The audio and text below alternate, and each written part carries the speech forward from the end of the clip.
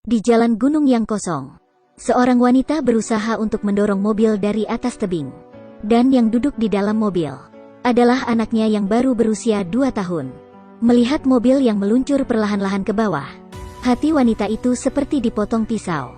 Sebenarnya apa yang terjadi? Waktu kembali ke sehari yang lalu, Sandra mengendarai mobil mewah yang baru dia beli dan membawa anaknya David untuk bertemu kerabat.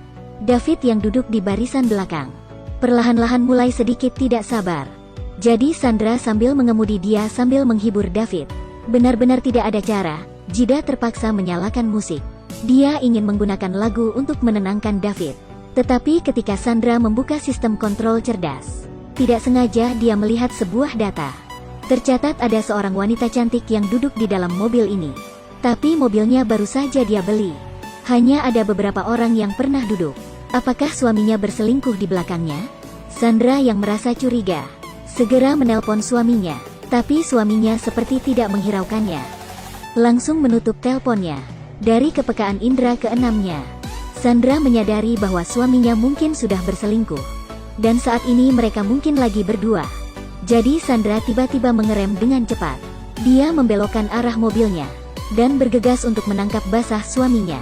Saat itu juga GPS memberikan informasi bahwa di depan ada kecelakaan dan tidak bisa dilalui.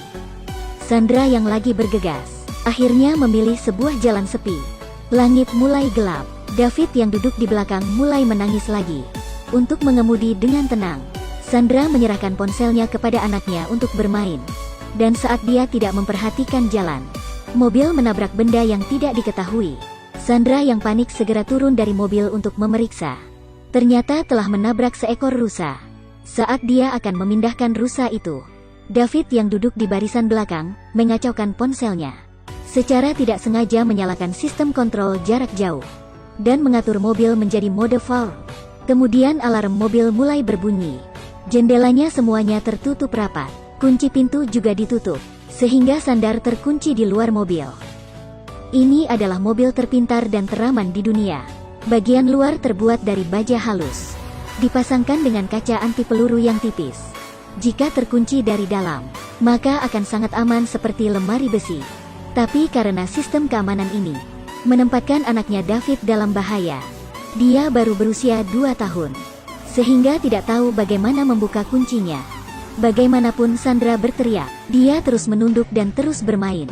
Ibu yang cemas mulai mengetuk jendela mobil, sehingga membuat David ketakutan, dan ponselnya jatuh ke bawah. Harapan membuka kunci dari dalam benar-benar hancur.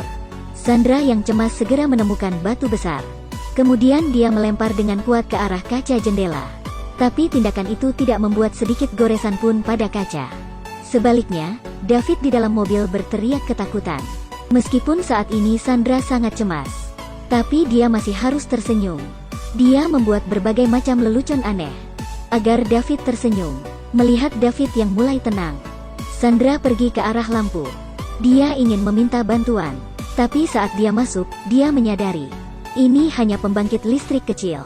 Setelah berteriak hampir setengah hari, tidak ada yang menjawabnya. Akhirnya Sandra memanjat masuk ke dalam. Setelah lama mencari di dalam itu, dia hanya menemukan sebuah senter dan sebuah kunci besar. Ketika dia kembali, dia memanjat ke atap mobil dan mulai memukul dengan keras jendela atap mobil. Tapi sangat jelas, selain membuat tangannya capek, mobil masih diam tak bergerak. Sandra yang lelah terpaksa datang ke samping anaknya dan membuat dia tidur. Kemudian dia naik ke atap dan mulai merenung. Dia membenci dirinya sangat-sangat emosian. Belum berhasil menangkap selingkuhan suaminya, malah mempertaruhkan nyawa anaknya. Dengan begitu, akhirnya Sandra tertidur juga. Saat dia bangun, matahari sudah keluar. Pada saat itu suhu di dalam mobil mulai melonjak. Muka anaknya sudah ada bekas sengatan matahari. Sandra segera melepaskan jaketnya dan meletakkannya di atas mobil untuk melindungi David dari sengatan matahari. Tapi ini tidak bisa mengatasi masalahnya. Mobil yang di bawah terik matahari, seperti sebuah oven besar. Waktu Sandra sudah tidak banyak. Dia harus segera menyelamatkan anaknya.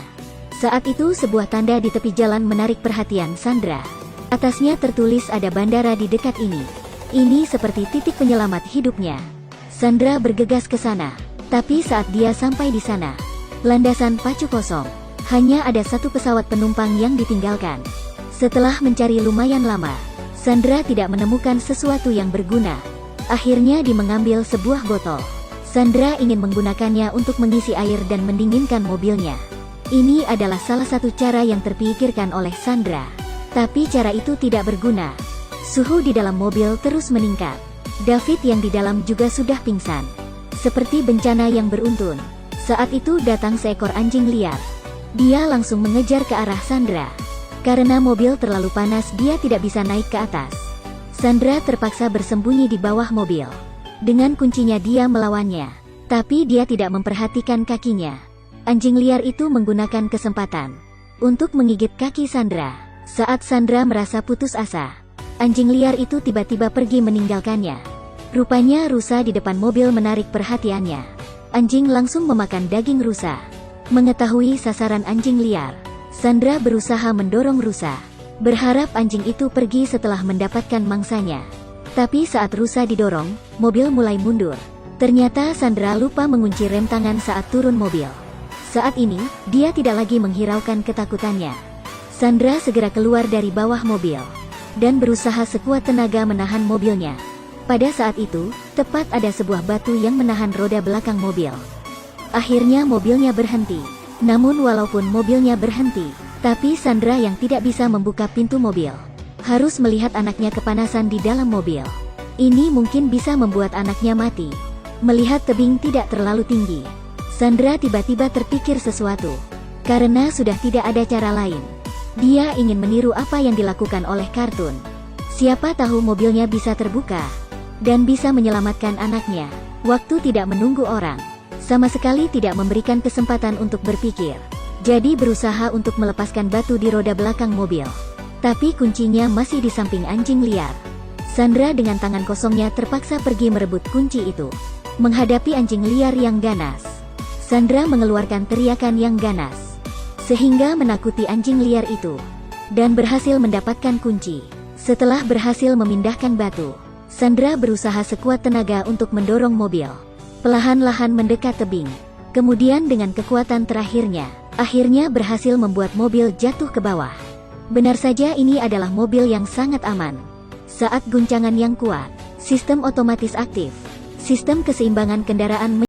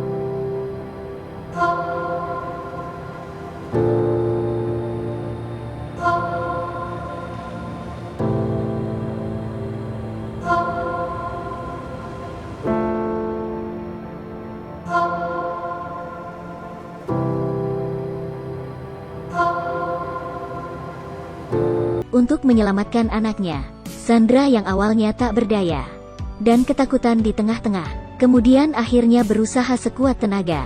Ini adalah proses metamorfosis, mengubah seorang wanita yang lemah menjadi seorang wanita yang kuat untuk melindungi anaknya, hanya dikarenakan dia adalah seorang ibu.